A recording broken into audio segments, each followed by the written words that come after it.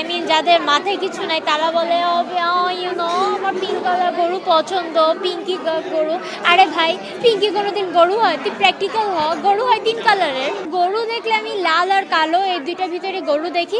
আর আমি হচ্ছে কি ছোটকাল থেকে গরুর কালার যেমন তেমন গরুর চোষটা আগে দেখি, যেমন গরুর পিছনে পিছের যে গরুটা থাকে না চোষটা, ওই চোষটা আমি বেশি খেয়াল করি। গরুর চোষটা দেখলেই খেতে ইচ্ছা করে, আই মিন ওটার মাংসটা মজা হবে। সো আমার চোষটা দেখলেই ভালো লাগে, যে গরুর চোষ ভালো, তো গরুটা ভালো। গরু কিনতে তো ছেলেরা যায় বরাবরই, এটা ছেলেদেরই কাজ। আর বাবারা যায়, নানারা, আমার নানা কিছুদিন আগে ইন্তেকাল করছে। প্রতি বছরই আমার নানা ভাইয়া আমার বাবারা যায়।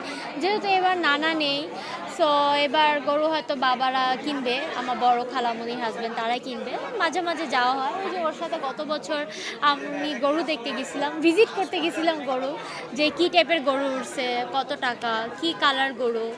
সো এই আর কি, আমার দেশি গরু খুবই ভালো লাগে।